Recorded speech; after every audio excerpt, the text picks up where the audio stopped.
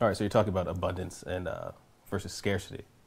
People get in a monogamous relationship and it becomes scarcity immediately. How can they avoid that? How is scarcity forced on somebody in that way then? Well, I think the first thing to examine is that idea of forced scarcity, right? Most of us, we force it on ourselves, and it's a lot of things, and we can go into all of them. It's partially cultural programming. I think there's partially some biological instinct in there. Okay.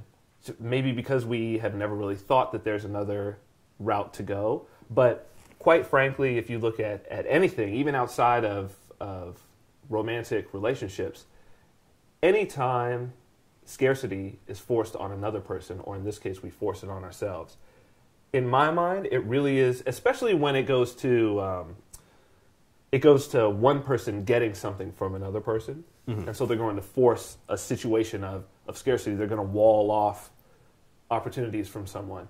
That, to me, is really the purest example of slavery. Okay.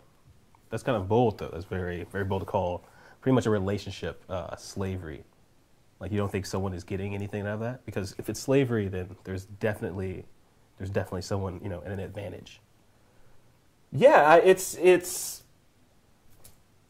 someone at an advantage, but it's also someone at a disadvantage. And when both people are playing at that same game, in other words, they're sticking the person next to them at a disadvantage to gain some sort of advantage, you get this really sort of zero-sum game where you have both people both forcing each other into a scarce slavery situation and forcing themselves into that situation.